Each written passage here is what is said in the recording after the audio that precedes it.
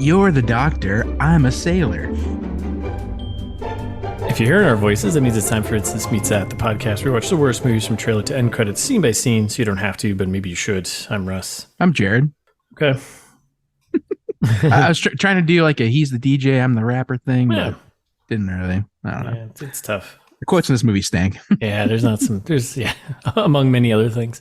Yeah, among things that stink in this movie. All right, so we're back for the full breakdown.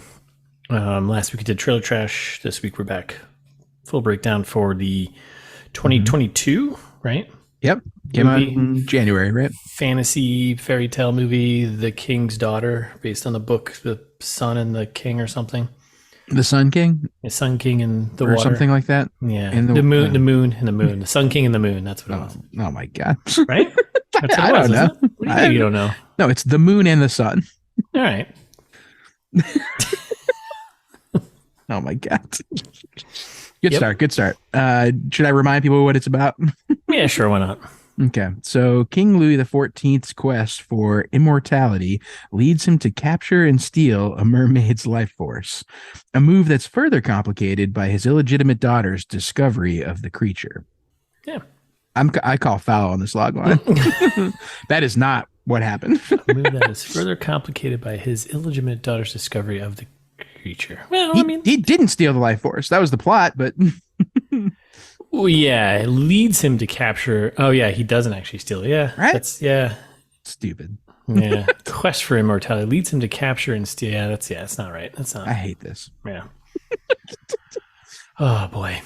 Mm-hmm. Do you remember what we expected when we talked about this one last week? I think I went the route of she was gonna, when she jumps off the cliff, she was gonna meet up with the mermaid and they're gonna swim away together, and she was become a mermaid. Oh right, yeah, and escape and let the priest, the king, and the doctor fight it out. Yeah, close enough. Yeah. I can't remember. What did you say? I forgot. I don't remember either. Okay. Listeners, let us know. Let us know. What did I say last episode? Either way, yet again, we've been foiled by bad movies. Mm-hmm. Yeah. But I do think that both of our prognostications were much better than when it ended up actually happening. So yes, agreed. I feel like mine went a little bit left field. I'm pretty sure it did. Yeah. I don't remember. So yeah, either way, not what happened, unfortunately. Yeah, not what happened. Oh, you want to do a quick info? Yeah, before we do that though, this maybe counts as quick info. Sure. Can we just establish, like, is this though they make it seem that way, this is not a kids movie, right? Like it's like a young adult. Yeah. Maybe? Yeah, I think it's like that maybe 10 to 12-year-olds young girl movie. I don't know, because like the book is like competes with Game of Thrones books. Like it's not like it's an adult concept here, and I think most of like half of the movie is weird adult concepts, and then the other half is like children. Yeah. And I'm very confused. I think that the movie is definitely for like, is it tween? Is that before you become a teenager? I don't know. I forget where does young adult fall? I forget. I mean, everything before adult, right? Yeah, something like that. Yeah. So, but I think it's younger than that. It's like younger than high school. Okay, interesting. Because like there were definitely some concepts that I thought were not. I don't know, but it was also like it's rated PG, isn't it? Like it's not. It is. Yeah, it's not like rated. Yeah, it's PG. Yeah. God, I hate this. All right, sorry. Let's info it. Okay. All right. So this is directed by Sean McNamara. Okay. Who, and I think we discussed, he's been around for a long time. He's done a lot of stuff, but again, he's done a lot of stuff in the category of like kids stuff. Mm-hmm. He's directed 71 things. That's so much, but a lot of TV stuff. Just in time for Christmas, a lot of direct-to-TV, direct-to-video, TV series stuff. For like the kids. Nothing of note that I can see, though. Yeah. Baby Genius's sequel, it looks like. Oh, and the Bratz movie. Oh, yeah, okay. Okay, so other famously bad things. Yes. Got it. Like he did the cutting-edge sequel, Going for the Gold, like direct-to-video. Like, yeah. Whoa, like a whole season of That's So Raven? Okay, Interesting. Now I'm back in. Yeah, so a lot of kids stuff, right? Punks. The Even Stevens movie? Did you do the Even Stevens movie? Yeah. TV series. TV series. And the movie. Oh, and the movie. Yeah, there it is. What? All right. A lot of Casper stuff in here, so you can see his audience where and a bunch of candid camera stuff. Yeah. Totally hidden video. The Secret World of Alex Mack. I love that show. So, okay. So, well, he only did 3 episodes of that. All right. This guy's done some stuff that I like, but more things that I dislike. correct. So this is written by Barry Berman and James Seamus. Did the screenplay. It's based on a novel by Vonda and McIntyre. Okay. That is the name, huh? That's a power name right there. Yeah. I mean, anytime you go Vonda, that's I mean, come on. You never go full Vonda. Barry Berman, he's only written 4 things. So we were talking about him beforehand, and he didn't really get started until he was in his 40s, I think we figured out. And his first screenplay was Benny and June. He's only written 4 things. So it was Benny and June, Adventures of Pinocchio in 96.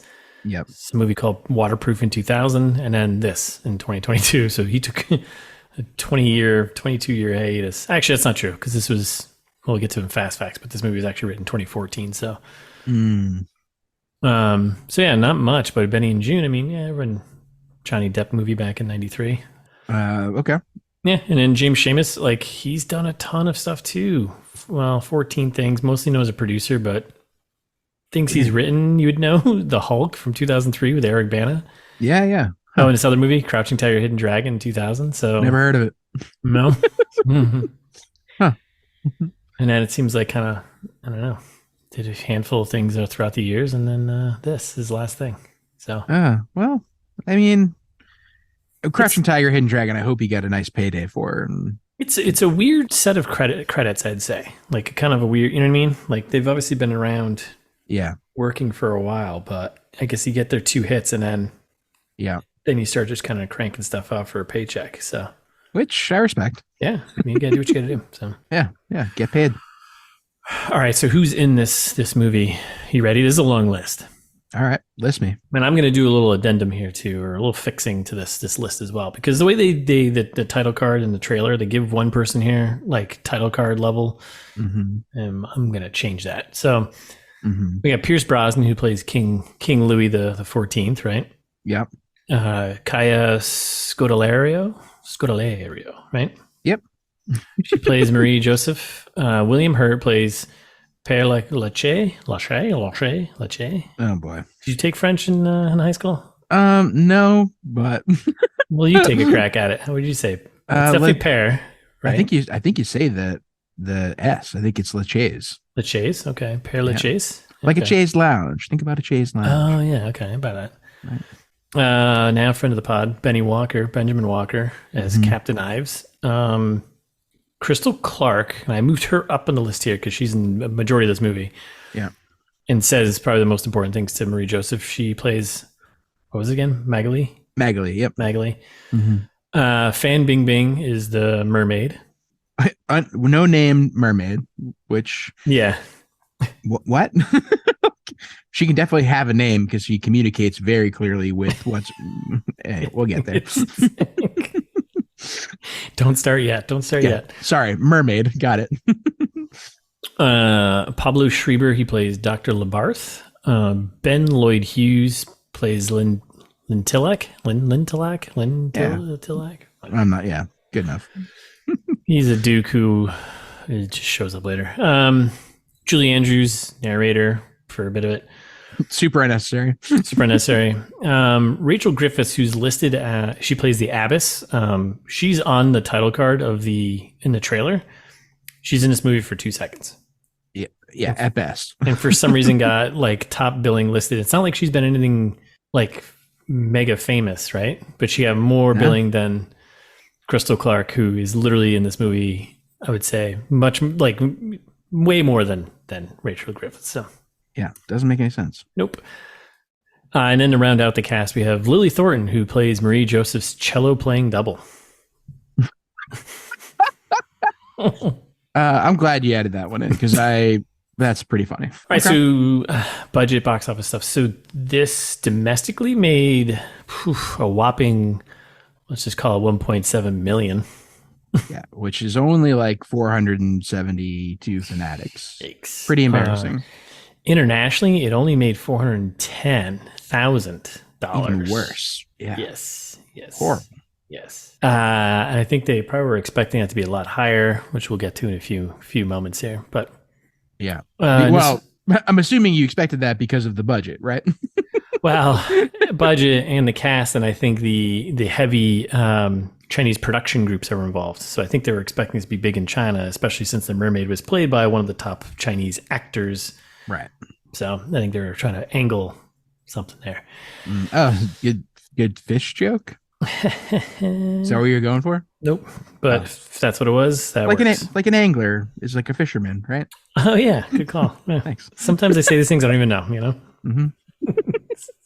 Don't worry, I'm here to punch it up. Thanks, bud. You're here to realize my jokes. Yeah, and explain them to the audience in case they didn't get it. And this is all on a budget of $40.5 million. That's so much money. Yeah. Like, where did they spend it on? I don't know, because literally it was just like a green screen and then Pierce Brosnan. Pierce Brosnan doesn't cost that much. There's no way. He was in Mamma Mia, the second one. Like Pierce Brosnan will do whatever you pay him for. And then this is sitting in Rotten Tomatoes, 20% on a tomato meter and 80% on the fan score, though. Yeah, that's what made me also question, like, is this a kid's movie? Yeah. Do kids have access to Rotten Tomatoes reviews? Are kids smart? I mean, we've established in other episodes that no, they are not. Mm-hmm. Yeah, well, we'll probably get into it later when we start. Important for the listeners to note that we did watch this for free with ads. And I think some of the ads can shed a light into who our target audience is here. I just kept getting Angry Birds and a car commercial. Oh, interesting. Okay, I got some interesting ones. We'll get to it. I wrote them all down. Okay, I got some weird ones. All right. Okay. All right. Do you want to Hollywood pitch me, mofo? I don't like that. What's wrong with that? No, you're good. Yeah, I guess I do. So as soon as I watched this movie, I was like, obviously it's Raiders of the Lost Ark meets Cinderella, the one that came out last year. Obviously, right? The melting faces, right? That's right. Basically the same movie. Pretty much. So there's a few reasons here.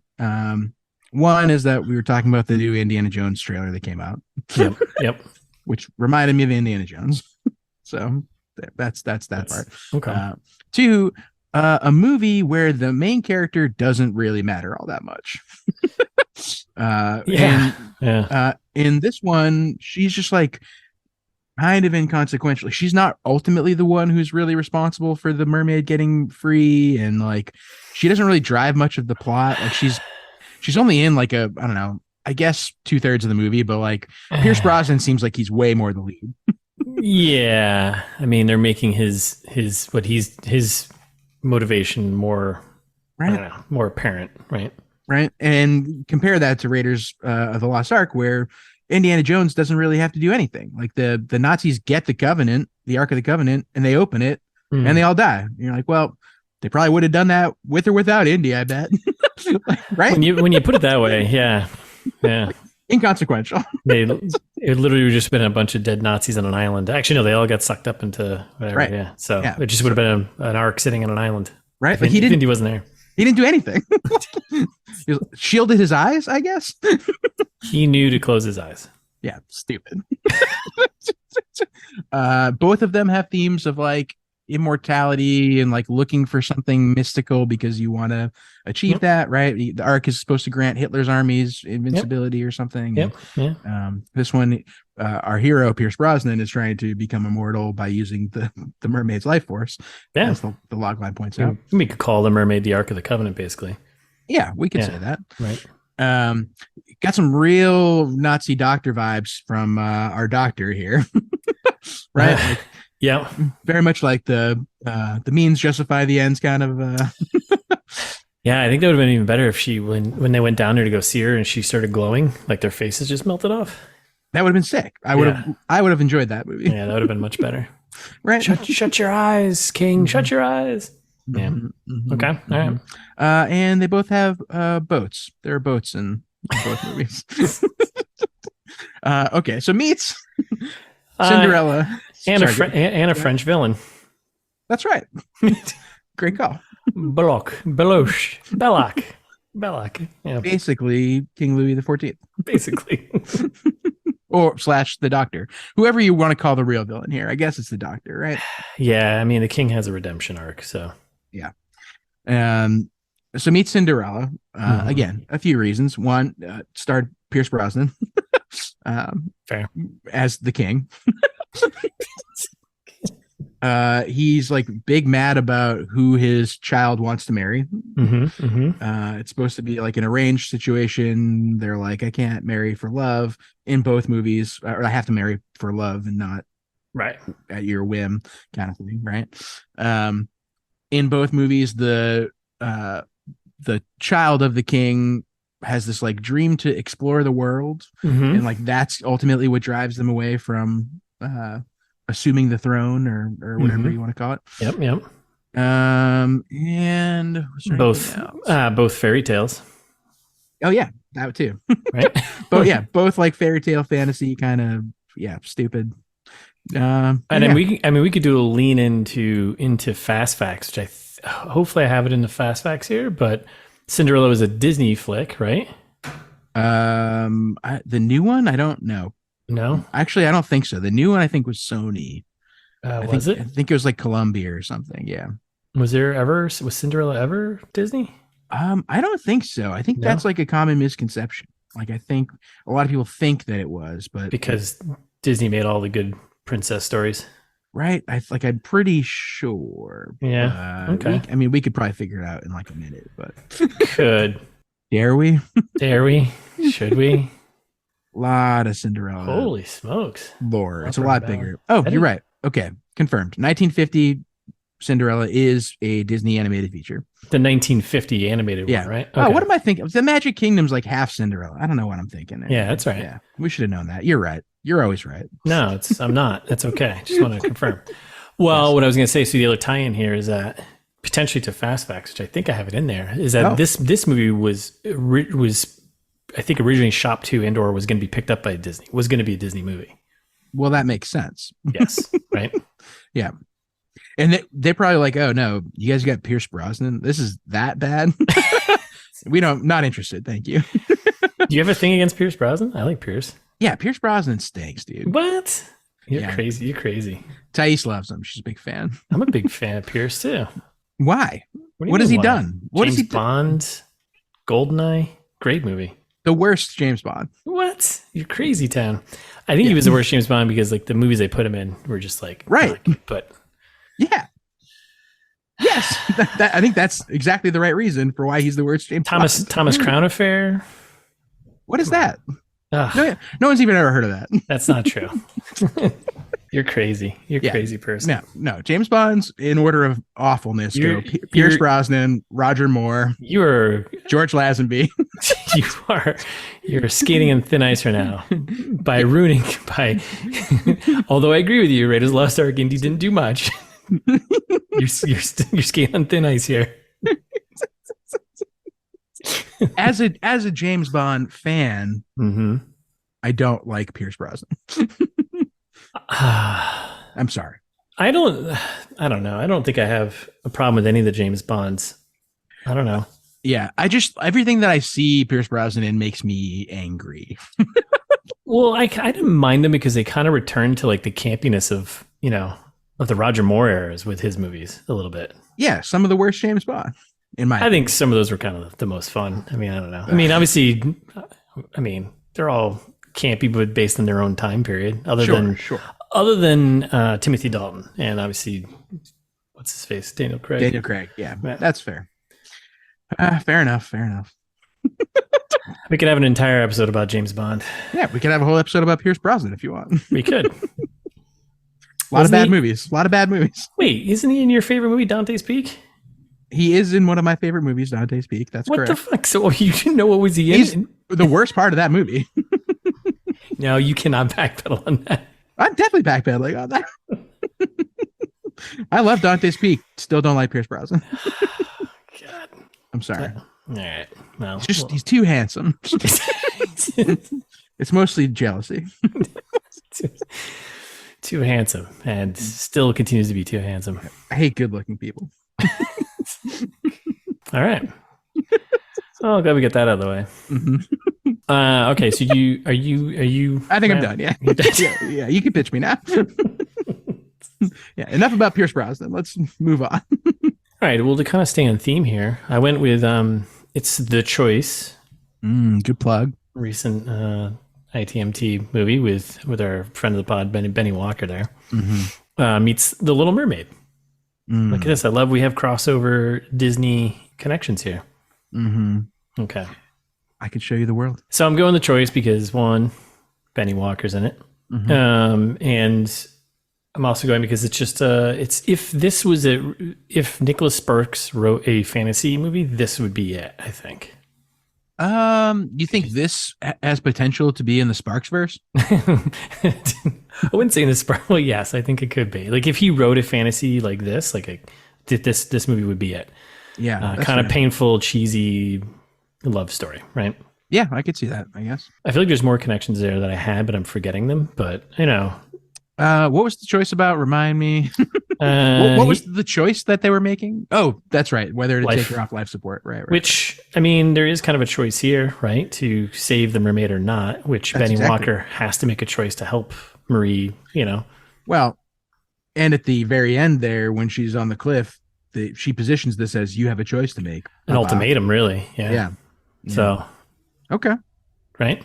Yeah. That makes sense. The Little Mermaid. So you got the Disney connection there, but this is kind of like somewhat of a flip of the Little Mermaid, right? Where the Little Mermaid wanted to a reverse mermaid. That's right. Right. She wanted to get out of the sea and become human, right? Yeah. Whereas this one, it almost feels like Marie wants to be a mermaid. Like she loves the water. She loves being in the sea. Hates legs. At I mean, spoilers, but at the end of this movie, she swims down to Atlantis. Wow. Sorry. Wow. Sorry.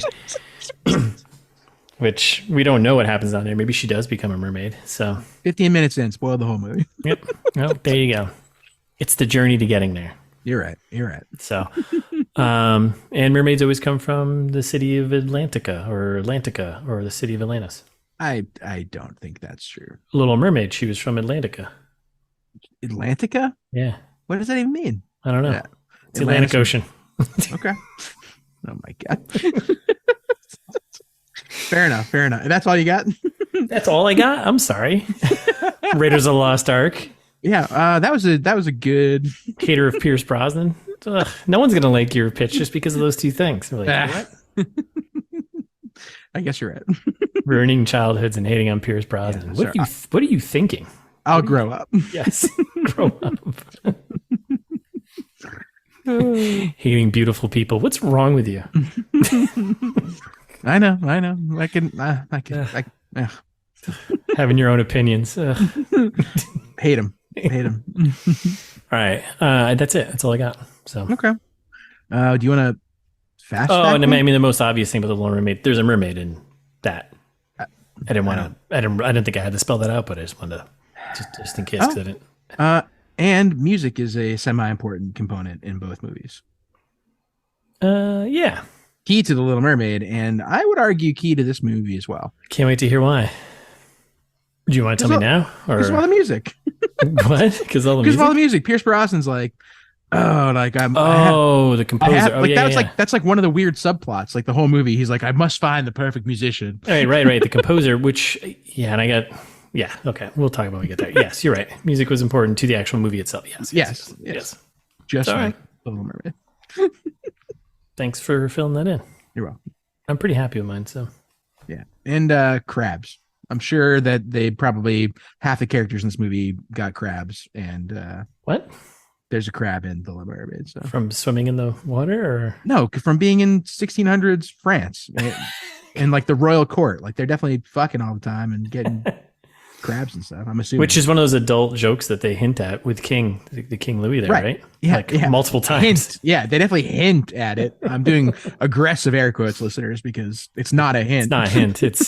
They just drop it right on your plate. Yeah, it's really annoying. Yeah. All right. Okay. Fast fact me, Daddy. I got a lot here. So, but I think these are gonna be good. You ready for this one right off the bat? This movie was filmed in 2014. Whoa. Not surprised by that. Yeah. And yeah, got released in 2022. So literally just sat in production release hell, distribution hell forever. So it didn't have to be William Hurt's last movie. it did not have to be. Which, I mean, we might as well jump to the one below this. So yeah, okay. Final film of William Hurt's to be released while he was final film of his to be released while he was still alive. However, it was far from the final film he shot as a shot 8 years prior to his release, release and Hurt's death. So. Oh no, he was still alive when this came out? Yeah, I think so, just barely. The critical reactions probably would put him in the grave. Probably the 20%. Yeah, or cancer or something. But the fans loved it. Okay, so the film was partly filmed in the Palace of Versailles, which I would not have guessed that, which included a huge dance sequence filmed inside the Hall of Mirrors. They had to film it at night when the tourists weren't around and struggled to finish up by 5:30 a.m. What? Like the amount of bad CGI Palace of Versailles that exists in this movie. Why? Exactly. If you were shooting it at the palace. Yeah. Just. Yeah. It's so frustrating. Agreed. This is probably why it's been released forever. So the filming wrapped in May of 2014. This is going to be a long one. And had a release date set for April of 2015. Okay. However, a series of events, starting with the studio's lack of enthusiasm with a cut they were originally presented with, followed by fan Bingbing getting into trouble with the Chinese authorities for non-payment of taxes, right, had impeded this film's release. This all makes sense. So, did a little homework. She was super famous in China.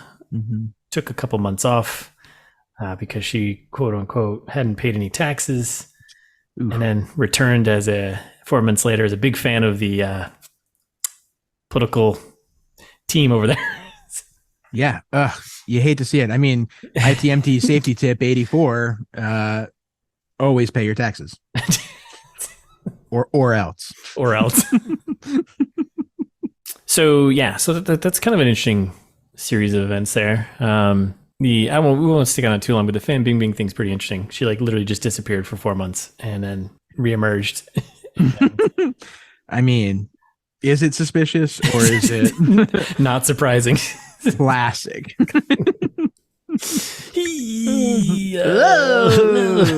Okay. I don't think we have any listeners in China. I don't think they let us through their airwaves. Yeah. Are podcasts like ours allowed there?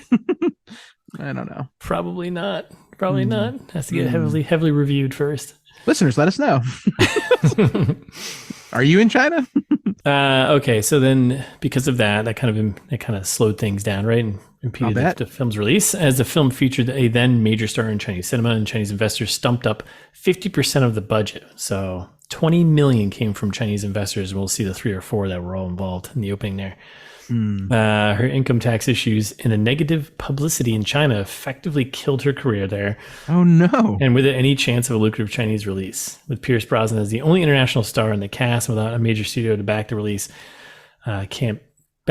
campaign, the film sat on the shelf for nearly 8 years. So we kind of touched on why we thought this didn't do well internationally, and that's why. So yeah. Also, whoever submitted this to IMDb, if you are listening, use commas. Yeah, because you saw how I read that. Yeah, commas are helpful. I had to add in commas there. Exactly. Something to think about. Yeah, and you can kind of consolidate your information here a bit. This could be better written, but we get the point. So this is not a writing critique podcast. That's Russ's other podcast.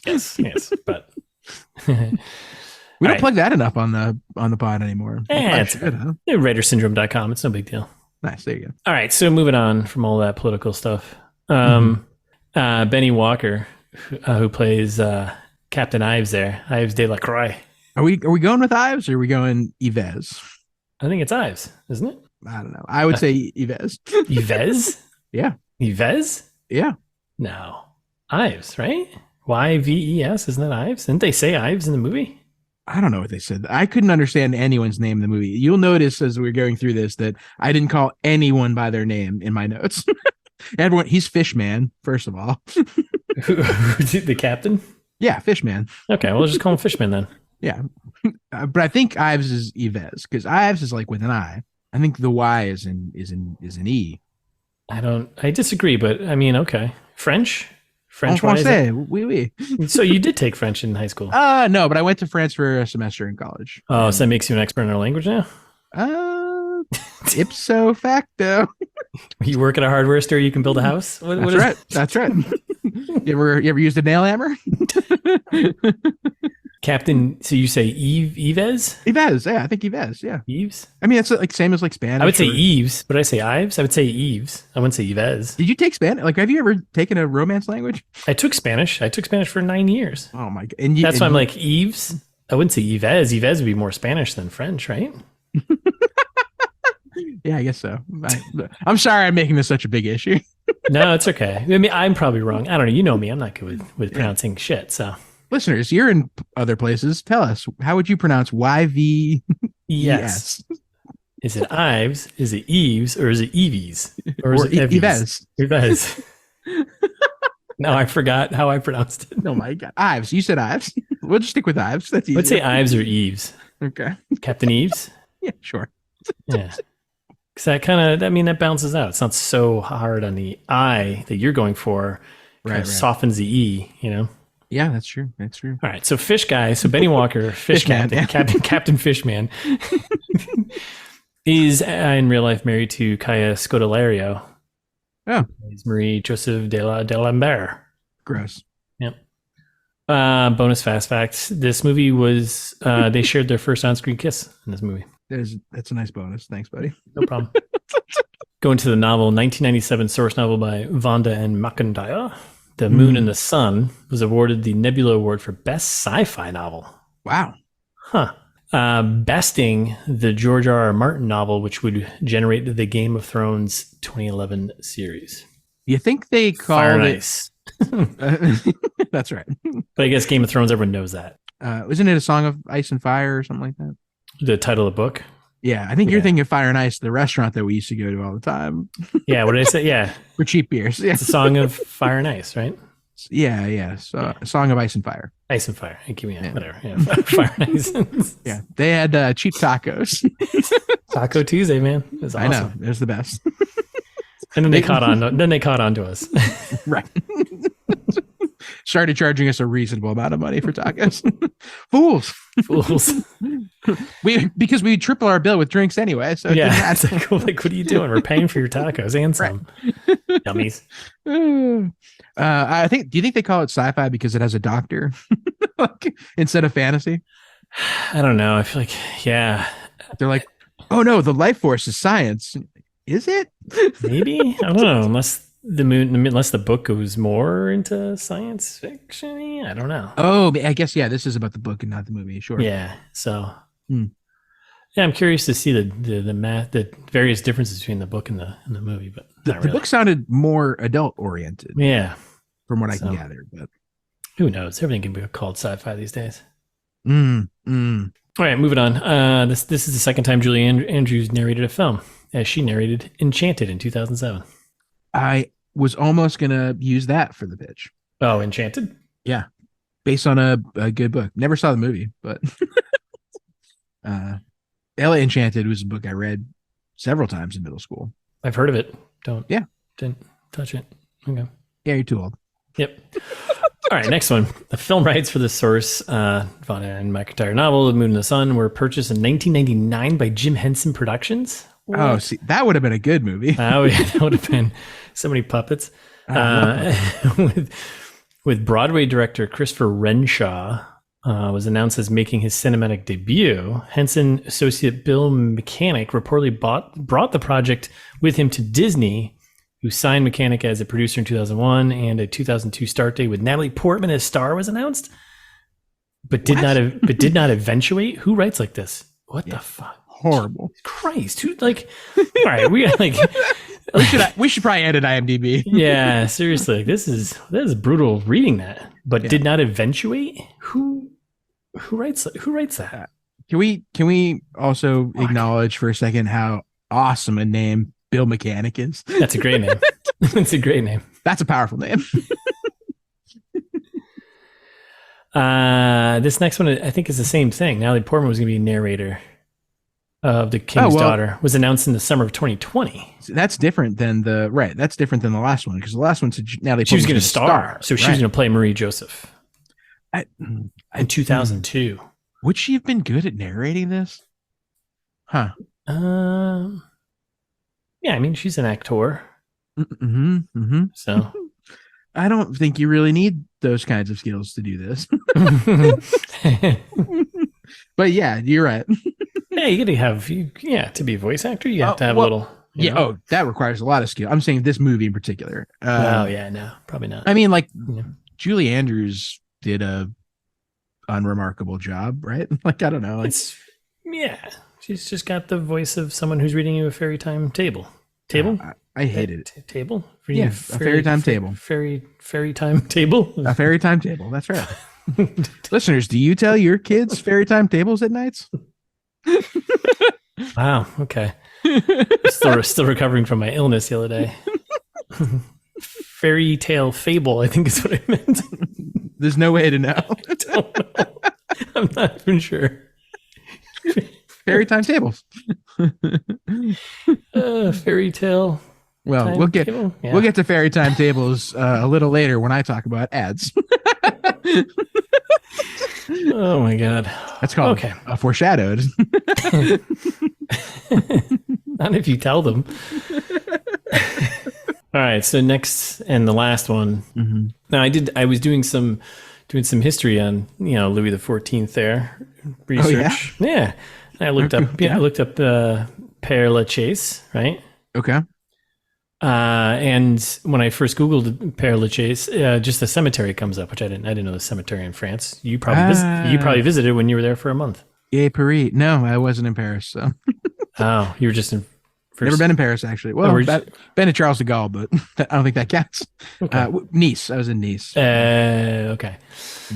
So there's the cemetery. Mm-hmm. Père Lachaise Cemetery. It's well known. It's quoted as the most visited cemetery in the world, which cool. That's I like cemeteries. Was established by Napoleon in 1804. One of his first acts as emperor is gotta put the body somewhere. Is named after Francois de Lachaise, aka Père Lachaise, played by William Hurt. It had France's first crematorium. Okay. And it wasn't actually a very popular cemetery because it's like really hilly and kind of crammed in the city. Yep. Or way outside the city. I'm sorry, it's not in Paris. It's like kind of far out. Yep. And it's kind of a fun fact that they made it popular because they started digging up famous people and other graves and moving them to this cemetery. Oh, that is kind of funny. Right? It was a big PR stunt where they literally just dug up other famous people, moved them here, and then people were like, "Oh yeah, I want to get buried there." Weird. Yeah, there's a bunch of very interesting things about this cemetery. And that was post-Napoleon, yeah? Like that relatively recent they were doing that? Or is that something Napoleon did? Because that was pretty funny. No, it was like 1800s. It was... Oh, okay. So that's Napoleon. So there was someone Napoleon had there. So 1817 saw the relocation of the remains of famous poet Jean de La Fontaine.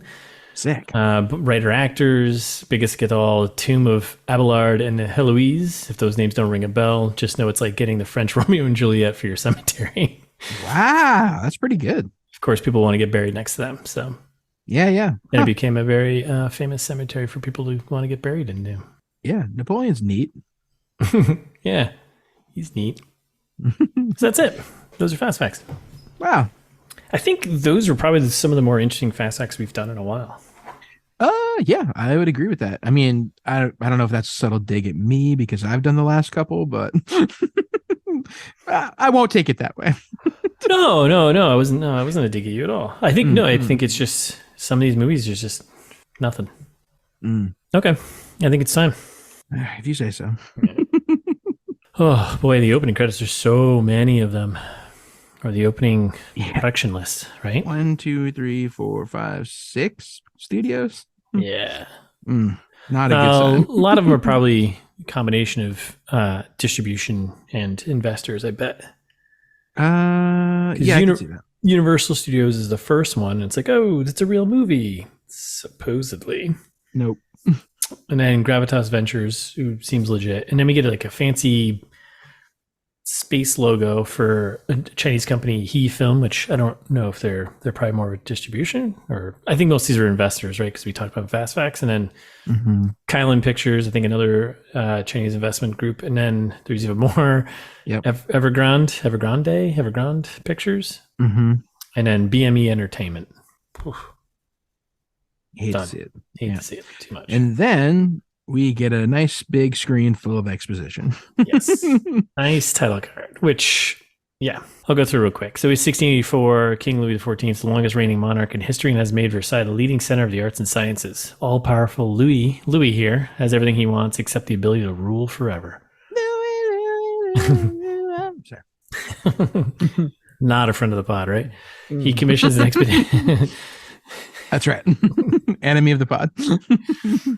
He commissions an expedition to find the lost city of Atlantis because, of course, believing he can change the very rules of nature. Cool. Completely unnecessary little opening thing, right? Yeah. And I want to watch that movie. Yeah. Not this. Right. So then we get the opening here, which is like a table, candle, and we get a book to let us know that it's a fairy tale, right? The book opens up. And it flips a few pages. Julie Andrews kicks in with a narration, a setup, once upon a time. Yep. And then we kind of bleed from that into the opening scene, which is straight from the trailer of the nuns yelling after Marie Joseph. She's in the water, hanging on the beach. Narrator gives us the title of the movie, cluing us in that Marie Joseph just loves swimming and she loves the water. Satan's voice, and then we get lines from the nuns being like, Satan's voice calling you to the sea. And she's like, it's the joy of nature. I was like, do nuns hate water? Is that a thing? Yep. Famously, nuns hate water. I don't know. So people with rabies, very similar. So then we get I was worried they're going to keep doing this, but then we get a couple flips of our book, and then we're in Versailles, right? Yeah. Then I want to say this right now is that the scenes, and feel free to disagree with me or agree with me. You can feel free to do either one. Yeah, we'll see. The scenes in this are so short. Yes. And so, I don't know, jarring, and felt like, I don't know how to describe it, but yeah, there were like 1 second scenes and they were like back to back to back to back, like real fast. Believe it or not, I agree with you. And it was kind of annoying and very kind of jarring, and like the pacing just felt. Yeah. No, that's a good preface, because listeners, it's, I think this is going to be one of our quicker run throughs of the movie, but also, God damn it, why would you say that? I know. Well, because it makes like everything's nonsense, and like I don't know, like all our notes are not good because they're like stream of consciousness, which is what the movie does basically. Yeah, pretty much. I mean, it is a fairy tale, so maybe. Yeah, it's like very frustrating. I'm just setting people up for disappointment. Yeah. So this whole opening moves really quickly. This whole movie's an hour and 30 minutes, 35 minutes or so. 33 minutes, right? So it's all moving pretty quickly. So we're in Versailles. King Louis returns, aka the Sun King, aka Louis the Great. Yeah, he's returned from a long war. He's greeting the troops, I think, and he's like addressing them, like getting them psyched up for the new war. I thought that was him coming back. He'd returned. They actually say like, oh, he's returned from a long war, and then. Yeah, well, I thought it was from a battle. I thought the war is ongoing, but it doesn't matter, probably. As we all know, King Louis the Great there was big into war. So sure, who isn't? His peacetime was him preparing for the next war. So right. He's giving a speech to the crowd. They seem to love it. They're all fired up. And then there's an assassination attempt. That's why I didn't think it was a military, because it was all commoners with fires and pitchforks. And this guy comes running out of nowhere, and he takes a shot at Louis, hits him in the shoulder, knocks him off his horse. What? Like that's like a mortal wound in the 1600s. Yeah, right. I don't understand. What, like there are several gunshots in this movie that don't make any sense. Considering he gets shot, and he's just like brushes it off, gets back on his horse, and he's like, whatever. Yeah. And later on, Marie Joseph like breaks her arm, and like, we got to cut it off because you're gonna die. It's like, okay. Yeah, I don't understand why they decide like. Like the setup is stupid. Yeah, I mean it's real quick just to get to his motivation, right? Where this is where he's realizing he sees the blood, and he's like, I won't live forever, which we know from the opening title card. We already went through this. Like you told us this like 2 seconds ago. Yeah, but he does a Teddy Roosevelt and like keeps giving his speech, like you said. Yeah, like after he gets shot. Yeah, it's what a true king does, right? So keeps going, giving his speech. And then we're inside the palace there. Louis getting patched up by the creepy scientist Dr. What was his name? Labarth? Sure. Yeah. Drinking some fancy wine while he's getting patched up. Then we introduce our William obvious Hurt. bad guy here is the doctor, by the way. Like immediately. Yes. Like, oh, that guy's up to no good. Yeah, clearly. Right. You can tell by the hair, by the face, and by the Your Majesty, I've been researching this mystic sea creature to try and who gives a shit? Yeah. The Indiana Jones Nazi of our movie here, right? So then we get an intro to William Hurt, Père Lachaise, the priest there, the father, talking about how France would be in trouble if we lost our kings. This is all kind of lining up why he wants the mermaid blood life force. So basically, the king gives his directive: find Atlantis, find the mermaids. Go do it. We flip through some pages of our fantasy book, and now we're in the sea with Captain Fishman, right? Yep. Cut to boat.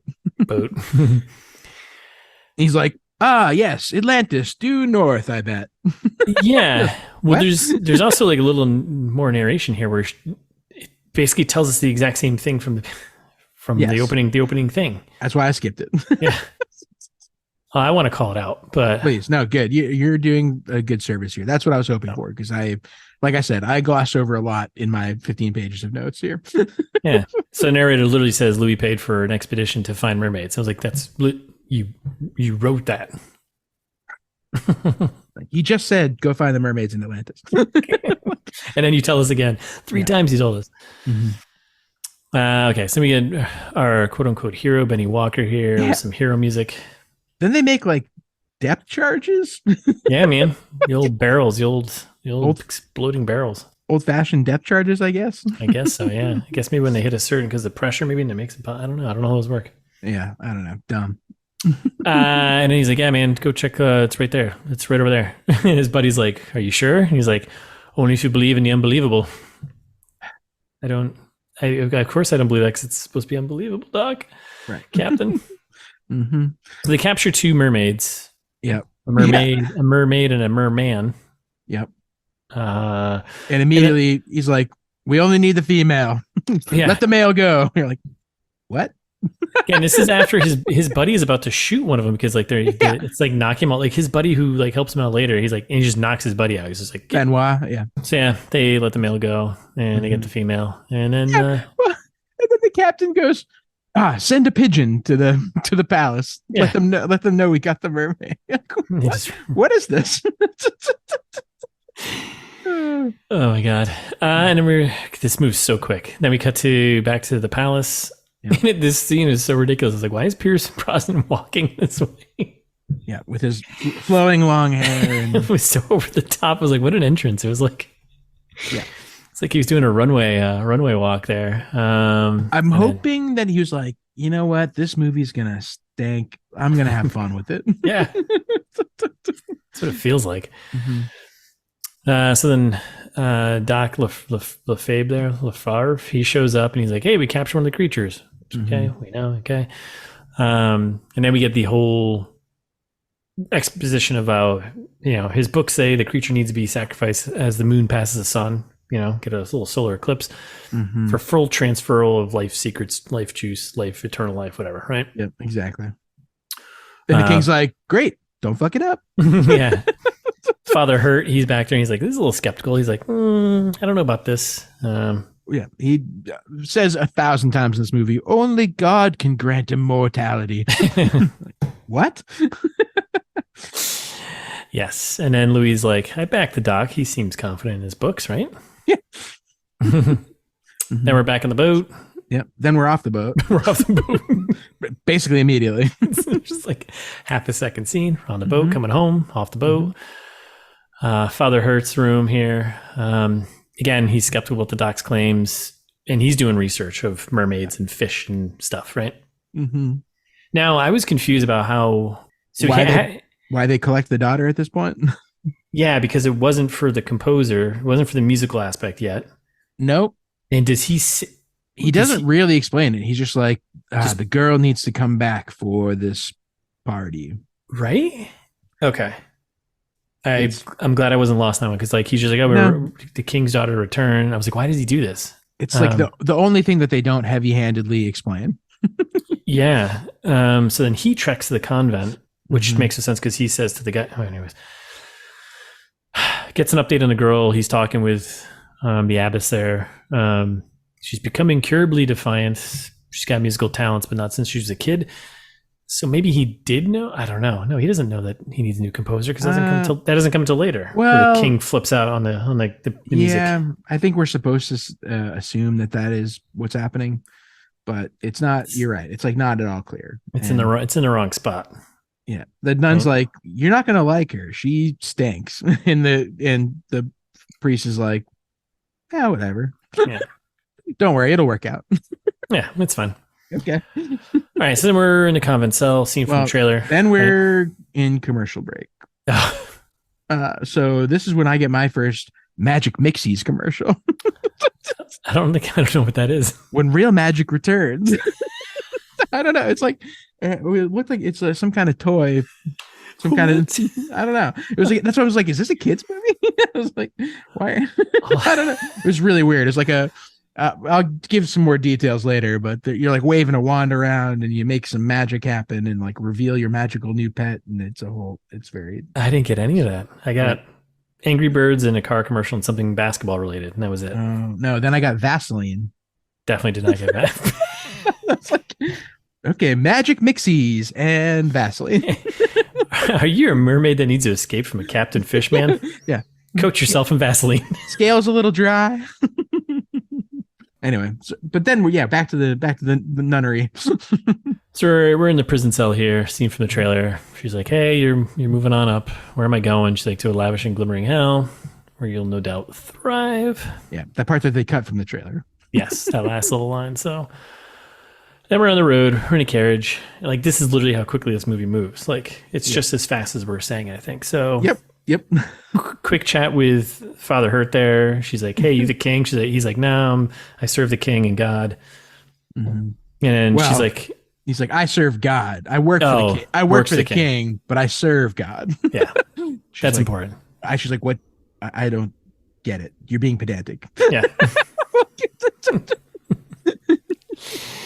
So then shots of her looking out the carriage door, talking about how Versailles was made of dreams, and we get random shots of beautiful people doing beautiful things on green screen. It's really weird and very out of place. Yeah. Feels like they're not actually there. Maybe they were attempting to make it feel like a fairy tale by doing this. I almost thought that, but it's not consistent though. Right. So that's what made me think that it's just they fucked up. They fucked up somewhere. Yeah. And then she gets out of the carriage, right, and meets Magali. Yes. Yep. Who will become a more main character than she's credited as. Yes. Mm-hmm. And they're like, "Oh, you got to go to your quarters," and she's like, "What?" Okay. But then that's just a quick scene, and we cut to the king's bedroom, right? Yes.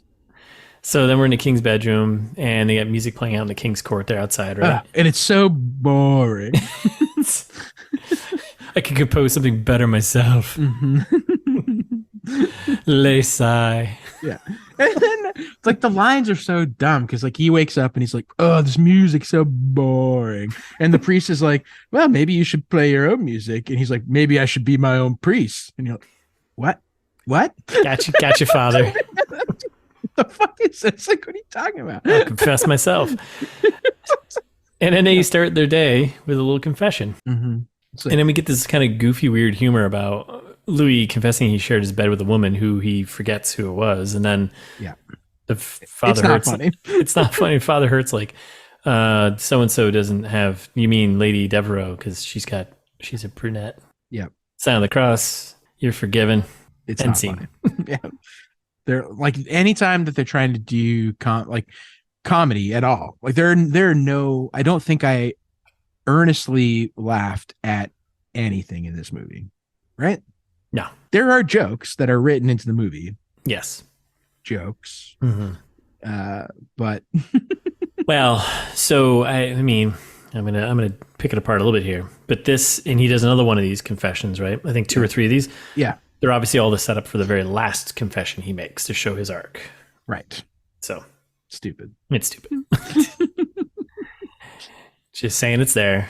Yeah. Not saying it's good. Not saying it's good, but just. You're right. You're right. So, all right. So we're at the Milady's quarters, right? Mm-hmm. And they're like walking up this like spiral staircase, and these 2 like mean girl women are just like hanging out. Yeah. I'm like, why are they there? What's going on? I know. It was so weird. Don't hang out on the stairs. Yeah. That's like, high school 101. Don't hang out on the stairs. How many times have I heard that? So the whole point is we're trying to get the sense that Marie doesn't belong here. She's different, right? And she's going up like the Bunker Hill Monument. Like there's like 1,000 stairs up to this room, right? She lives in a tower. Yeah, so she's like, she looks at the girl. She's like, oh, I don't fit in, whatever. And she's got her little attic bedroom. Yep. And then we get the not at all important fact that all the ladies' chambers faced east, so they get the sunrise in the morning. So they get the Sun King's light strikes their cheeks first thing. Right. Better quote. Same idea. Still stupid. Yep. That scene is over. We go to King Louis' office, I think, now, right? We got Louis and Father Hurt there talking sheet music. Yeah, and Louis is like, King Louis. He's like, why isn't she talented? And the priest is like, well, she's had no formal training. And he's like, no, you don't know what talent is. like, that's not what talent means. Talent means what you're innately good at. And the priest is like, what? And then they're like, end scene. Like, wow. What did I gain here? Well, just before that, he's like, no one can know she's my daughter. We'll meet her tomorrow. And then it's end scene. Right. Oh, see, I don't even think I caught that because I was confused because I was like, I thought we knew that this was the daughter the whole time. No. So no one knows other than obviously the priest and the father and King. Yeah. I assumed that everyone knew. Well, that's what makes no sense later on because everyone's like, there's rumors about she has close ties to the king, but everyone's like, well, she's his composer, but that's when I got confused. Right. I mean, I think everyone else would have looked at that and been like, after dancing, they're like, she's clearly his mistress, right? Or his lady. So a lot of other reasons that it could be not his daughter. Yes. So yeah. All right. So now we're back in the Milady's quarters in the attic there. Her and Magali hanging out, chatting, getting some background exposition. Something about baths. I don't know. Talking about taking baths, I guess. Yep. And trauma at the start of life leads to greatness. Which often inspires greatness or something like that. I don't know. Like everyone should beat their kids. Yeah. Don't think that's what we want to go with here. Yeah. All right, so fuck me, this movie moves like at a clip here with these scenes. It moves at a clip, but also so slow. Like that's what, like I think I hadn't even called it out yet because it hasn't happened yet. Micro cuts. When we become 30 minutes in is like eventually, like someday. Yeah. So then we're in Louis' bedroom, right? Mm-hmm. And it's the next day, and I'm confused about this. I was too. So there's a bunch of people in the room. He's getting gifts for his birthday, right? Right. Oh, see, I wasn't sure I know one of them was for his birthday, but I just assumed that he was accepting tribute like a king anyway. And like, it just so happens that one guy was like, "Oh, well, your birthday's coming up. Here's a special birthday surprise." Well, we meet Duke de la Douche there, Duke Liladak or whatever his name is. Right, yeah. He's the son of like France's biggest merchant or something like that. Right. Yeah. Who's going to later on play a role. But this whole point of like the birthday is like more talk of immortality and death come to mind, right? And he gets a sweet cross.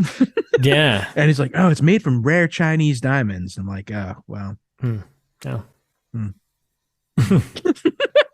it does look like some pretty solid drip, but so this, I was like, yeah, this setup is a little hazy. I after later, like you tie it all together later, but so this kid, he asked like, "Oh, how was your father doing, the merchant there?" And he's like, "Oh, he's going to pass soon." So this kid's dead as hell. Oh, I thought he already died. No. I thought he said he has passed recently. No, he will soon.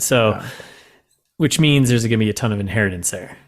So you can kind of start to see where maybe the king's mind is going, but we also have no idea that they're out of money. That doesn't Right. come up. So, Well, because he's the king of until later. France. So Right. Why would he be? how do you be out of money? Right. Sell the diamond, the rare Chinese diamonds. Yeah, it's not how France. It's not how any of this works. So, it all comes down to money. All right. So then we're back outside, right? Yeah. Well, and yeah, you mentioned it briefly, but I think it's important to linger on slightly. Is like this is the start of when the priest is like, well, no, like immortality's dumb, Yes. because the only thing that's immortal is your soul. Don't forget. And he's like, yeah, God. Sure. Yeah. So, okay. So then we're outside. We got Magali and Marie walking around, right? And everyone's staring at them because yeah. Well, there's in between there was like a weird cut, and they did this a couple times, and that bothered me because he's like holding court with all of these people giving him gifts and shit. Yep. Like in a public room with the priest guy next to him, having these conversations about immortality and whatnot. Yeah. And then they change the scene, and it's only the two of them briefly again. Yeah, they do this a couple times. They do it a couple times, and it's like it feels bad. Yeah. Like I don't know. Like I had like a visceral like jarring moment of like, no, wait, now they're together without everyone else. Yeah. And they're like talking about like hanging a boy from his toes to get what's in his pockets, and I like, they're talking about robbing or trying to set up how they get the money out of this guy. Yes, right? Out of the kid. Yeah. Okay, that all makes sense. Yeah, I heard that too, and I was like, that's it. Okay, it's weird. It is weird. And they like you said, they do that like 3 or 4 times where I'm like, but everyone was here a second ago. Now it's 2 of you. It's like now we're in secret quarters talking. Yeah. It's very strange. Yeah. So then we're outside, and like they're basically talking about how everything is about appearances. Everyone's staring at her and Magali because everyone's dressed all fancy, and they all look like they're ready for like a Vanity Fair shoot or something. It's like over the top. I'm like, did they actually dress like this back then? Probably. Probably. I don't know. It's Versailles, right? Yeah. Exactly. And she's an object of intrigue. We're already pointing out that she's an object. Yes. I love how they do all these close-ups of people in like the groups, and they're all posing, and they all look like the Picasso paintings of people's faces where they're like all kind of goofy looking. I'm like, what? Yeah. This is so weird. What is happening? Yeah. And then they make a joke about they're talking about the eclipse coming up, and they make a joke like, well, the king rules over the sun, so like apparently they can align their schedules. And they're like, what? I hate this movie. I hate it. And the green screen is really bad. Yeah. And then we get like a quick cut of the king on horseback. Yes. Back with the ladies. She's like, oh, I really like this fountain with that lady in it, who I thought was a mermaid at first. I thought it was too. Oh, mermaid fountain, but it's not, apparently. It's not a mermaid. So she's edging closer to like look at the statue, and it's this whole situation is just very strange. Magali's like, "Milady, the king, look out, look out!" And the king pulls up behind, and like with Tim and the whole gang of bros, and she slips and falls in. Whoa! She like dives backwards into the fountain, and you're like, "Wait, you had to actively do that." Whoa. And all the men share a smile. Ha ha ha ha. She fell. Ha ha ha. That's funny. And then King Leduc there, Duke de Leduc, he comes up and he's like, oh, let me help you, my lady. And at this point I was like, oh, they're going to be match made. Got it. Okay. Seeing it. Yeah. So then she's got to present herself to the king if she pleases. And the king's like, yo, what up? Gives her his coat, and it's just like, this is when Thais signaled to me, but did not explicitly say that Pierce Brosnan's wig is bad. I knew he was a wig, but yeah. I mean, it was pretty obvious. Obviously. I mean, come on. I don't even know if that falls in the category of a Thais segment, but no, it doesn't. But I just wanted to. Is it a wig or not? Look at the scalp. I looked at the scalp and I was like, "That's not a wig. That's clearly a wig. That's a knife. That's a knife. What the fuck are we talking about?" So then he's like, "Smile for me," and you're like, "Ew." Classic 2014. Won't you give us a smile? Won't you? And then there's like a weird, again, classic 2014. He's like, that statue's a woman who's made many lose their balance. but mostly men. What? Gross. And then he's like, okay, well, you're the new composer. Go compose stuff. Just like, Dad, this is weird. Right, except for we don't know, apparently. No one knows. Not even she does. Yeah, so she moves on up to composer quarters. Fancy. To the east side. So we're back inside. We're in the composer quarters. Beautiful stuff laying around. Her and Magali checking stuff out. What would you choose? And she goes over to her cello and she's like, I choose my cello, my freedom. Yeah. So, there you go. Which, yeah. Freedom. It's that kind of movie. Yep. Then we get another ad break where I love this guy. He's like, "Oh, Christmas has always been a special time of year for our family." And it's like, I'm like, wait, is this guy Australian or German? And he's Australian, and it's for a product called, which I'm going to now do an ad for on our podcast, Bundaberg. Do I have to bleep all this out? No, I don't think so. It's ginger beer. Like, what do you? Bundaberg ginger beer, but Australian. And I love this guy, and I get to see him a few times. Thankfully, Australian for ginger beer. I mean, kind of. Like, they never say the brand name. Like, they like show it at the end, and you can barely read it. And you're like, really bad advertisement. But he's like, like Christmas means family, just like ginger beer means family to my family. Crikey. I didn't get any of these. I just kept getting the Angry Birds. I just kept getting the Angry Birds movie and then Subaru commercials and maybe some others, but I started muting them because they were so loud. I was like, they were loud. Yeah, I did get plenty of Subaru, but I got Crest White strips. I got Versace perfume and Subaru. Maybe, I don't know. They're hitting you harder. Real hard. So we return from that ad break, and we are outside. Is this Notre Dame? I don't know, but the boys are watering the mermaid. It's making some whale noises, mermaid noises, and they're kind of cooling off. And they bring it to the cool yet sinister-looking basement pool. Yeah, and the mermaid noises are very frustrating. And you're like, half the movie is like, and you're like, oh, now I get it. No, I don't get anything. Yeah, I don't.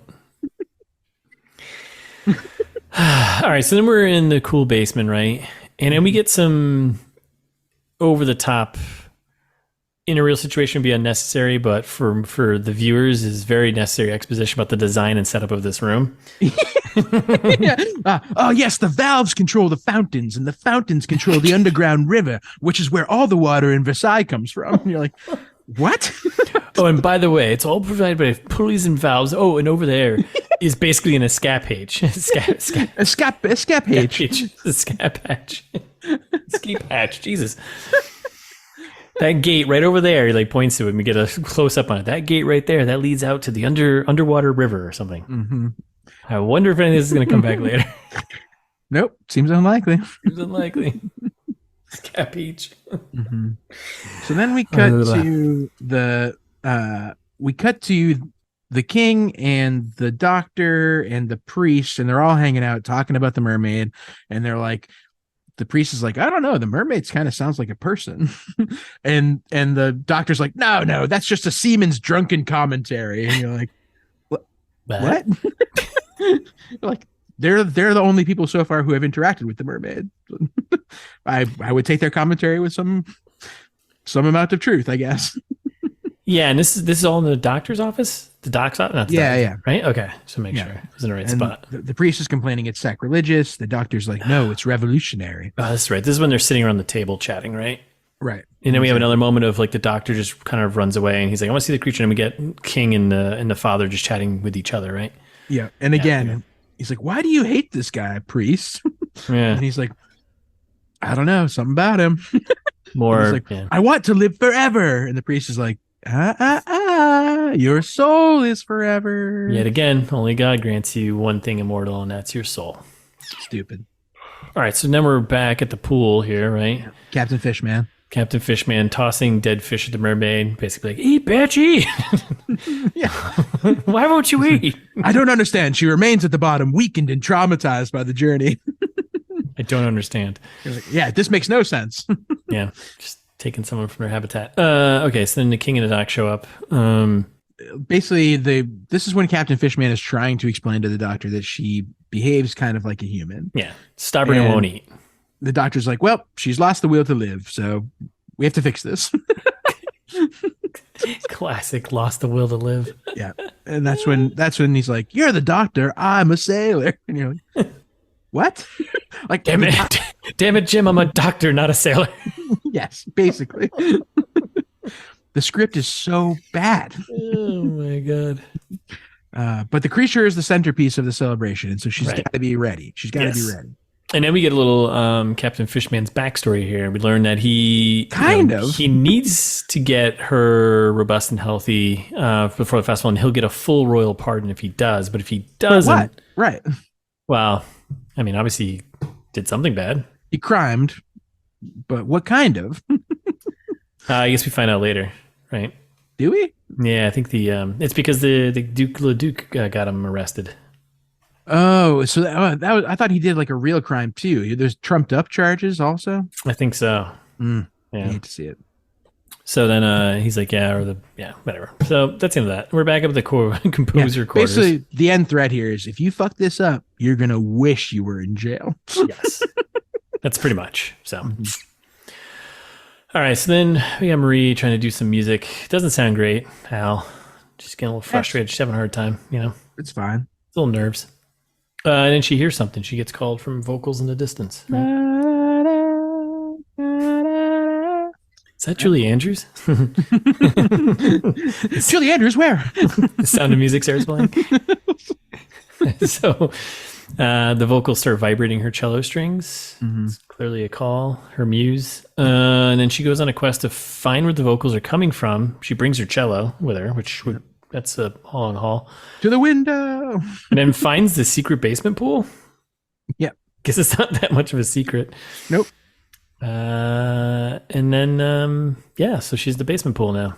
Secret basement pool. The way they do, listeners, they do this a lot with the mermaid where they she's communicating, but they like the captions are like, the mermaid whispers in a foreign language. You're like, wait, what? Like, why? And basically, it's just like dolphin noises. So what is it, Flipper? so she finds a super secret double probation super secret cave, right? Mm-hmm. And she faces off the mermaid. Terrible CG. Horrible. Let's just say it's no Avatar. Captain Fishman's like, hey, you can't be here. Oi, what you doing down here? Oi! No, this is Versailles. This is Versailles. What are you doing down here in the super secret basement? And then Marie gives like the most half-ass explanation. It sounds like someone who'd been like, well, I don't know. I heard music and she called to me with her music. Okay, you're crazy. You got to go.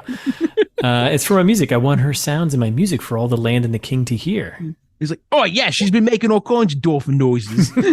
Music? Ugh. I'm not sure which one of you is weirder. Scoff. Scoff.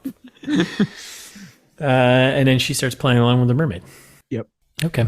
Yep. They do a little back and forth, cello and singing. Yeah, it's beautiful. It's beautiful. And then at the end, the mermaid's like, please don't go. And she's like, Jesus. Bye. I gotta go. Mm-hmm. Next day. Another walk and talk with Magali and Marie. Yeah. And Magali is, again, an underbilled character.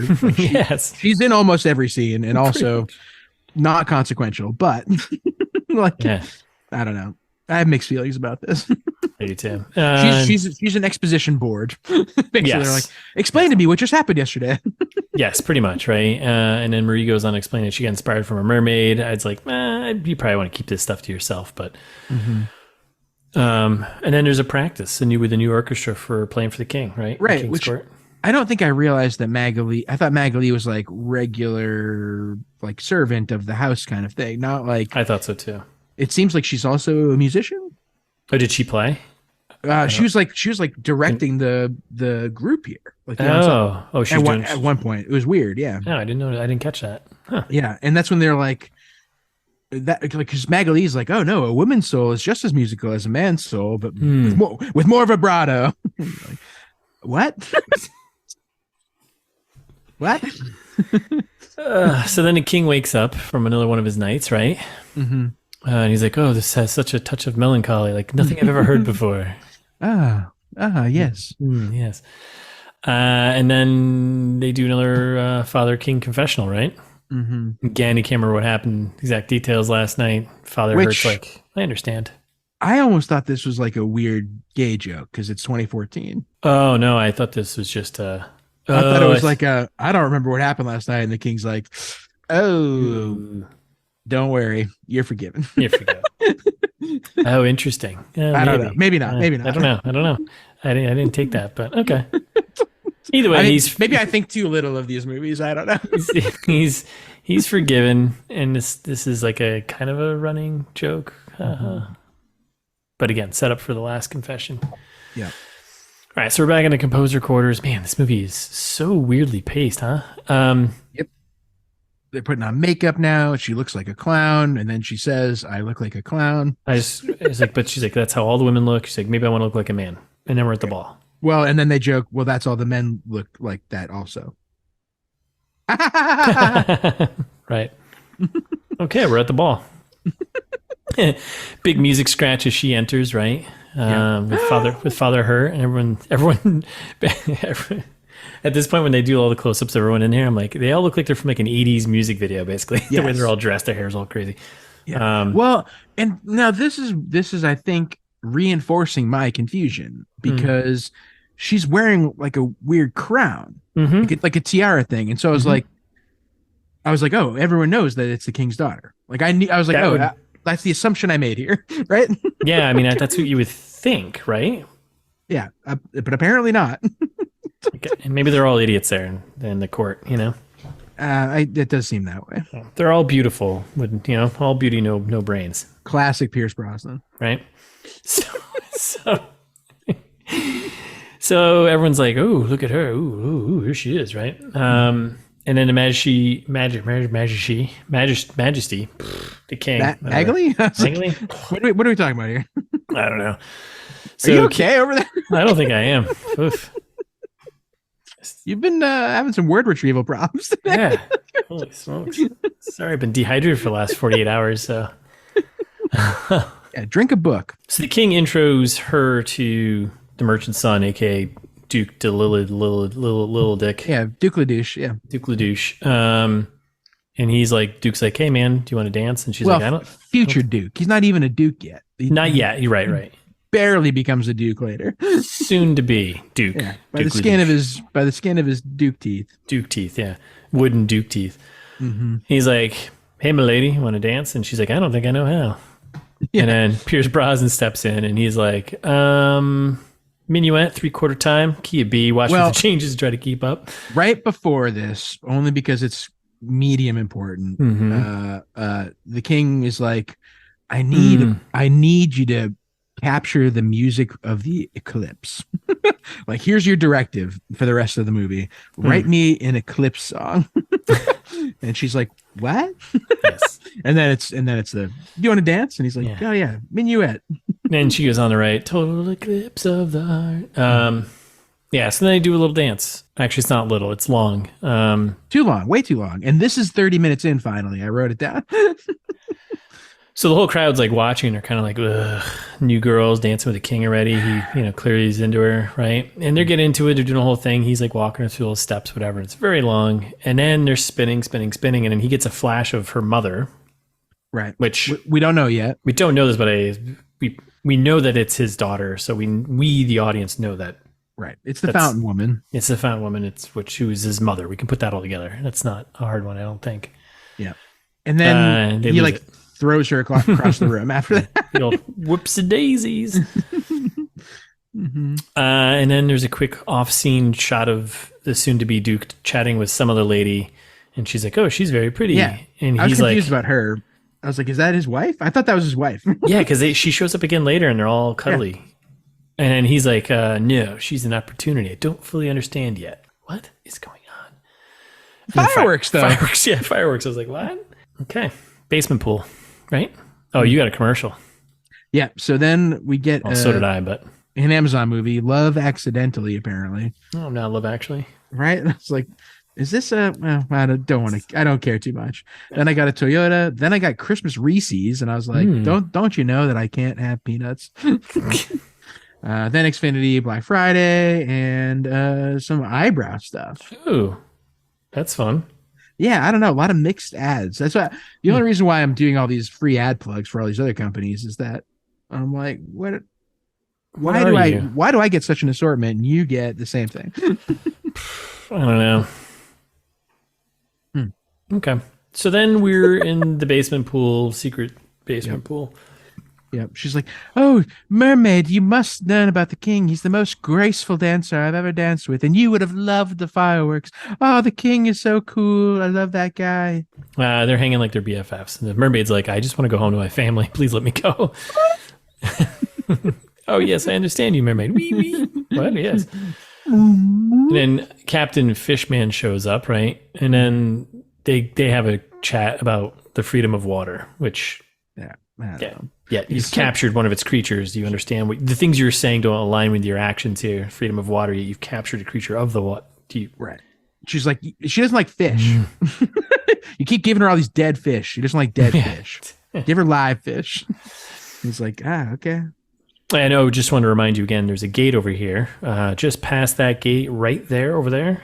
Yeah, basically. Is freedom. Yeah. He points at it, we cut to it, and he's like, that's freedom past there. So frustrating. And Captain Fishman is like very adamant about all of his bad dialogue when he's like, you don't seem afraid of it. You don't seem afraid of anything. But like, which is a fine line if it made sense in context, but it's like kind of jarring in the conversation. Yeah. Yes. And then we get the Nazi doctor. He catches, he eavesdrops on them. Nice. I see you. I hear you. And that's it. Where's the Ark? Dr. Jones. Yeah. So then we quick cut back to the doctor, and he's like, yes, life force is confirmed. You're like, yeah, he's talking to two guys like we don't even know, like his assistants, like who cares? And he's like, yes, confirmed. All we gotta do is stab in its heart and grab its life force. Yeah, he's like, next scene. We take its life force organ and then we remove it and we place the life force into our hands. And they're like, This guy's crazy, right? And we literally made this scene longer by just saying those two lines because it's like, and then we're back in the King's Chambers. And then, speaking of, you seen any of the new Wednesday stuff? It's pretty good. No, I have not. Oh, check it out. I think you'll like it. It was a fun ride. Way better than this. We bookended this with Wednesday because I was like, I want to keep watching that. Go back to something good. Yeah, I'll give it a shot. Yeah, he's painting. Marie shows up. He's like, "Oh, it's nice to be here with someone again." And she's like, "What?"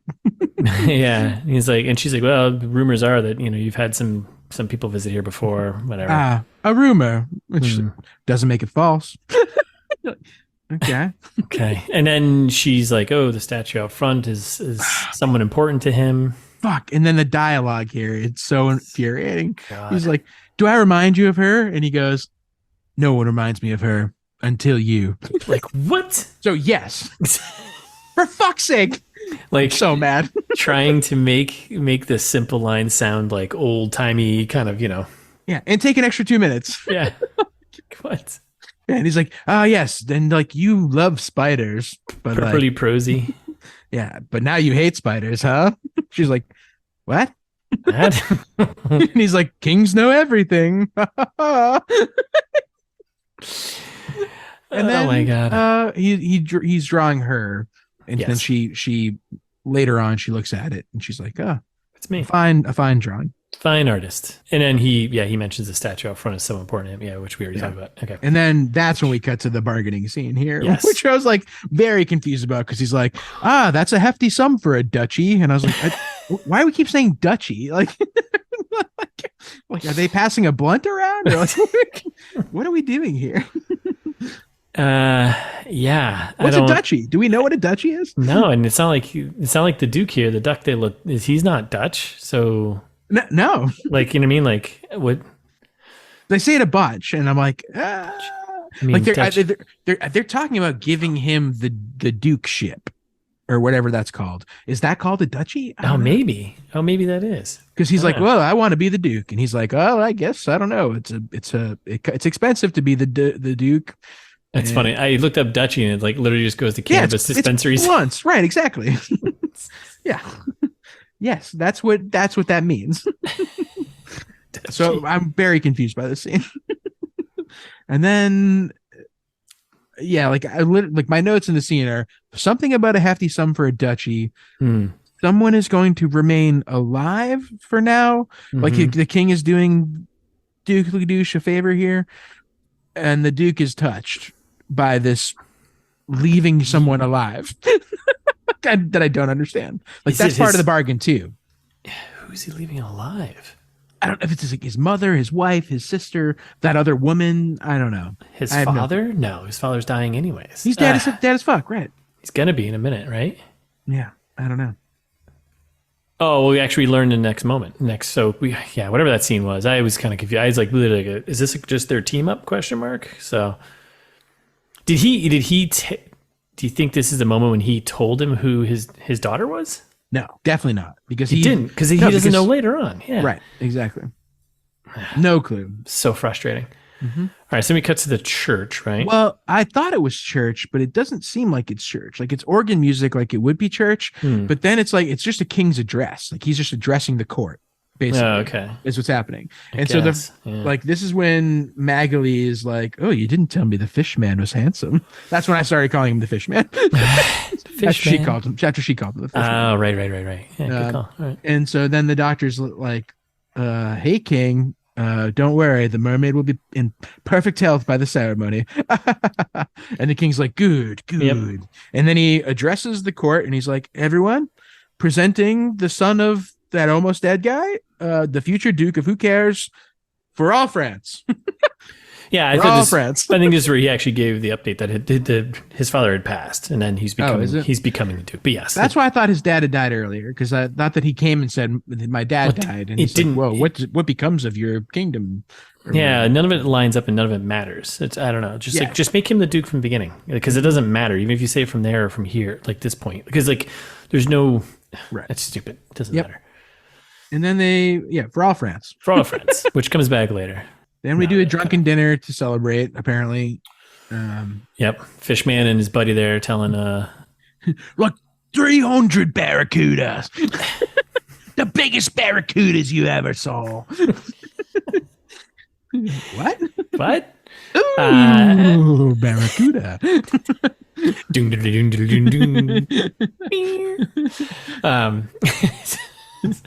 So then him and the Duke there, the future Duke or the Duke, whatever, they go a little word sparring here, right? Yeah. And because barely, yeah, it doesn't go very long, and they just go back and forth real quick. I don't like the cut of your jib. And he's like, "Oi, you called me a jib?" And then the king's like, "Serve the 6th course." King's like, "Everyone chill. Everybody just chill. 6th course coming out. Play on, band." And then that's the end of that scene. so frustrating. I hate it. I hate it too. But hey, 6th course, that seems like a good point to take a break, right? Yeah, we're almost halfway done. Oh man. So will they have an 8th course?